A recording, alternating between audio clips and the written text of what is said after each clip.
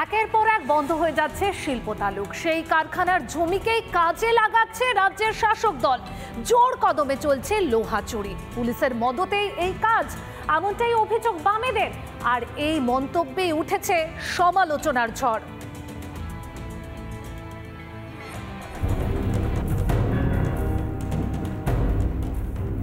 শিল্প তালুক দুর্গাপুরে একের পর এক কারখানা বন্ধ হচ্ছে। সিপিএম এর অভিযোগ, বন্ধ কারখানায় তৃণমূল ও পুলিশের মদতে চলছে লোহা চুরির কারবার। লোহা চুরি বন্ধে লোহা চোর ও পুলিশকে লোহার চেন দিয়ে বেঁধে রাখার নিদান দিলেন দুর্গাপুরের সিপিএম নেতা পঙ্কজ রায় সরকার।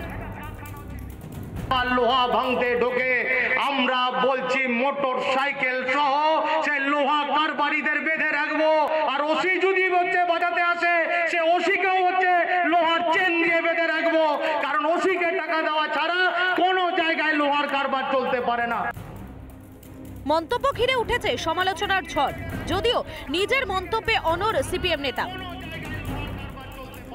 বলেছি লোহা মাফিয়ারা বারবারন্ত কারখানায় লোহা চুরি করছে, তা পুলিশের মদত ছাড়া, তৃণমূলের মদত ছাড়া, এবং এখন ট্রেন্ড আছে বিজেপিকেও টাকা দিতে হয়। আমরা বলেছি লোহা চোরদের আটকাবো, আর হচ্ছে লোহা চোরকে যদি বাচ্চাতে কোনো ওসি আসে তাহলে তো তাকেও তো আটকাতে হবে, সেও তো চোর। পাল্টা সিপিএমকে আক্রমণ শানিয়েছে বিজেপি। কারখানাগুলো বন্ধ করলো কারা? লাল ভাইদের জিজ্ঞেস করুন। আর যারাই বন্ধ করেছে তারাই চুরি করছে, কারণ সব চোর এক হয়ে গেছে। এখন কান্নাকাটি করে কি হবে? তাদের সময় পুলিশ কি করতো যখন ক্ষমতায় ছিলেন? আজকে কেউ মানছে না কথা, তাই এইসব বড় বড় কথা বলছেন। এসব না বলে যা সর্বনাশ করেছেন লোকে তার সাজা দিয়েছে, চুপ করে থাকুন। সিপিএম এর দুষ্কৃতীরা তৃণমূলে ঢুকে এ কাজ করছে বলে সাফাই জেলা তৃণমূল নেতৃত্ব। তাদের রাজত্বকালে এই চেন দিয়ে বাঁধা লোহা চুরি করা, তৃণমূল তো নতুন করে কাউকে জন্ম দেয়নি। সেই কিছু লোক তাদের নির্দেশে তৃণমূল ঢুকে তারা যদি এই কাজ করে, সেটা মার্ক্সবাদী কমিউনিস্ট পার্টির যে কমরেডরা আজকে দাঁড়িয়ে দাঁড়িয়ে বলছেন দায়িত্ব তাদেরকেই নিতে হবে। এইগুলো হচ্ছে বিজেপিকে অলিখিতভাবে সাপোর্ট করা। সব মিলিয়ে সিপিএম নেতার মন্তব্য ও পাল্টা মন্তব্যে ভোটের মুখে সরগরম দুর্গাপুরের রাজনীতি। রমেন মজুমদারের রিপোর্ট, রিপাবলিক বাংলা।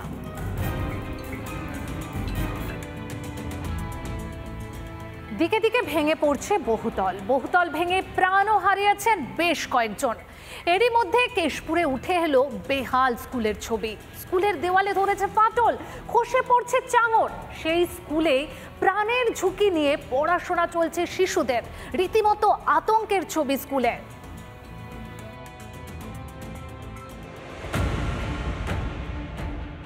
কেশপুরের বড় বড়জ প্রাথমিক বিদ্যালয়, যেখানে পড়াশোনা করে প্রায় ৬২ জন পড়ুয়া, কিন্তু স্কুল বাড়ির অবস্থা একেবারে শোচনীয়।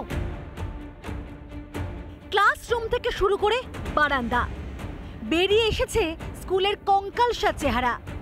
দেওয়ালে ধরেছে বড় বড় ফাটল, খসে পড়ছে চাঙড়। যে কোনো সময় ঘটতে পারে বড় সড় দুর্ঘটনা। স্কুলের একদম যে ঢোকার যে জায়গা, আমি সেই জায়গাটা দেখাচ্ছি ঠিক কি অবস্থায় রয়েছে। আমার ক্যামেরা পার্সনকে একটু এগিয়ে আসতে বলবো। এই যে পোর্শনটার নিচে আমি দাঁড়িয়ে রয়েছি, এইখানে যদি একটু নাড়ানো যায় দেখা যায় ধুলো পড়ছে, মানে যে কোনো মুহূর্তে কিন্তু এই যে চাঙড় সেটা কিন্তু ভেঙে পড়ে যেতে পারে। দেখলেন তো কিভাবে জীবনের ঝুঁকি নিয়ে পড়াশোনা করতে হচ্ছে শিশুদের। অভিযোগ শুধু এটুকুই নয়, স্কুলে মেলে না ঠিক মতো মিড ডে মিলও। আর এই ঘটনায় স্কুলের প্রধান শিক্ষকের বিরুদ্ধে ক্ষোভে ফুঁসছেন অভিভাবকরা। ঠিক আছে, 10টা ডিম ভেঙে ভেঙে খাওয়া, তারপরে ডিম খাওয়ানোই হয়নি। ডিমটা হয়নি, একদম হয়নি। বিল্ডিং এই যে ভেঙেছে, দুটো স্কুলে দেখুন, সে পাশেও আছে এ পাশেও আছে। টিচার ইনচার্জ তার দায়িত্ব নিশ্চয়ই পালন করেনি। ডাল সবজি স্যারের দিকে আমি বলেছিলাম ডিম সপ্তাহে কমসে কম একটা ডিম দেওয়ার জন্য, বলছে না একদিন ডিম দেওয়া যাবে। ওই যে টাকাগুলো আসছে, আমি ওটাই বলছিলাম যে ওই যে ব্যক্তিগত, কিন্তু যেই টাকাগুলো আসছে তখন কাজে লাগানো। ফান্ড না পাওয়ায় স্কুলে মেরামতি সম্ভব হয়নি বলে সাফাই স্কুলের প্রধান শিক্ষকের গলায়।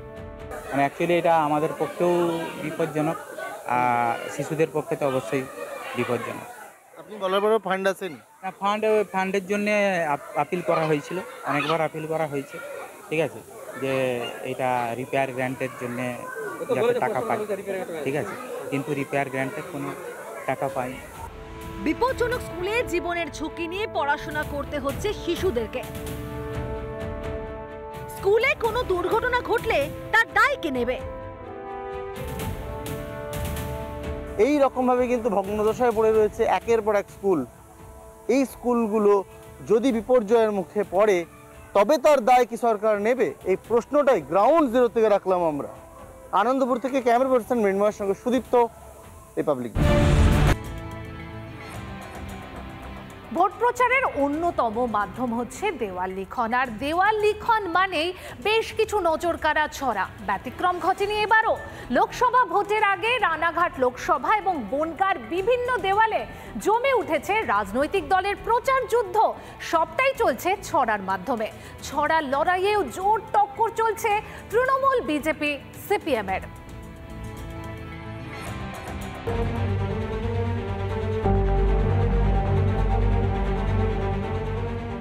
কোথাও লেখা রয়েছে সন্ধে হলে আলো জ্বলে, পাকা রাস্তায় মানুষ চলে, টাইম কলে জল পড়ে, লক্ষ্মীর ভান্ডার ঘরে ঘরে। তো কোথাও আবার লেখা রয়েছে কয়লা খেলি, গরু খেলি, খেলি নদীর বালি, মা বোনেদের বাদ দিলি না, বলছে সন্দেশ খালি। তৃণমূলের দাবি ভোটের জন্য তারা এখন ছড়ার উপরেই বেশি জোর দিচ্ছেন। সাধারণ দেওয়াল লিখন মানুষ এখন আর দেখতে চায় না। সেক্ষেত্রে ছড়া হলে কিছুটা হলেও বেশি চোখে পড়ে মানুষের। পুরো আমাদের যত কর্মীবৃন্দরা আছে, আমরা সন্ধ্যাবেলার পরে আমরা নিজেরা কবিতা লিখি। লেখার পরে সেটাকে আমরা আমাদের নেতৃত্বের কাছে দিই, তারপরে সেখান থেকে গ্র্যান্ড হয়ে আসে যে কোনটা লেখা হবে, সেই মতন লেখা হচ্ছে। আরও অনেক কবিতা আমরা লিখেছি, সেগুলো হাসিও পাচ্ছে এগুলো লিখতে, কিন্তু ভালোও লাগছে। এবং এটা খুব ভালো লাগছে, প্রত্যেকটা মানুষ দাঁড়িয়ে দেখছে। সিপিআইএম কর্মী সমর্থকরা বলছেন, এখন আমরা যে যুগে বাস করছি, মানুষকে আকর্ষণের প্রয়োজন রয়েছে। তাই তরুণ প্রজন্মের ছেলেমেয়েরা ছড়াকেই বেছে নিয়েছেন। স্বাভাবিক আমাদের তরুণ প্রজন্মের ছেলেরা মেয়েরা যারা লিখছে দেওয়াল, তারা এই কবিতা বা এই ধরনের ফ্ল্যাশ মব বা এই ধরনের কর্মসূচির মধ্যে দিয়ে মানে বেশি অংশের মানুষের কাছে পৌঁছানো যায়। সেই কারণে এটা আমাদের পার্টি অনুমোদন করে, আমরা স্বাভাবিকভাবেই আমরা দেওয়ালে সেটা লিখি। বিজেপির দাবি ছড়া লেখাটা একটা পরম্পরা। কবিতা, কার্টুন চলে এসেছে অনেক দিন আগে থেকেই।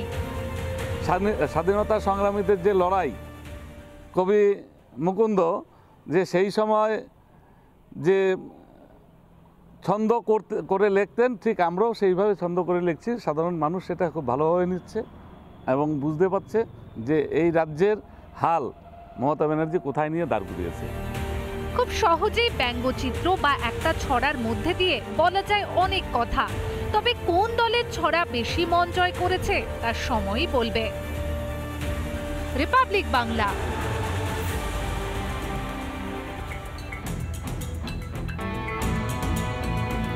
আসানসোলে তৃণমূল প্রার্থী শত্রুঘ্ন সিনহার বিরুদ্ধে কে হবেন বিজেপির প্রার্থী, তা নিয়ে কিন্তু একাধিক প্রশ্ন ঘুরপাক খাচ্ছিল। তার উত্তর আজ পাওয়া গেল। বিজেপির প্রার্থী হচ্ছেন সুরেন্দর সিং আহলুওয়ালিয়া। আর বিজেপির প্রার্থী হিসেবে এস আহলুওয়ালিয়ার নাম ঘোষণা হতেই শুরু হয়েছে দেওয়াল লিখনের কাজ। দেওয়াল লিখনের কাজ শুরু করেছেন বিজেপির নেতা কর্মীরা।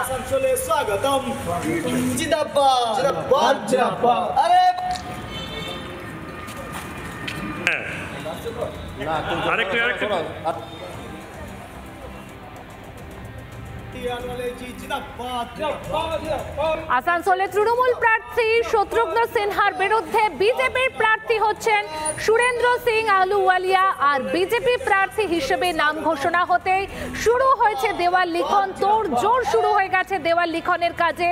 আর দেওয়াল লিখনের কাজ শুরু করেছেন বিজেপির নেতা কর্মীরা।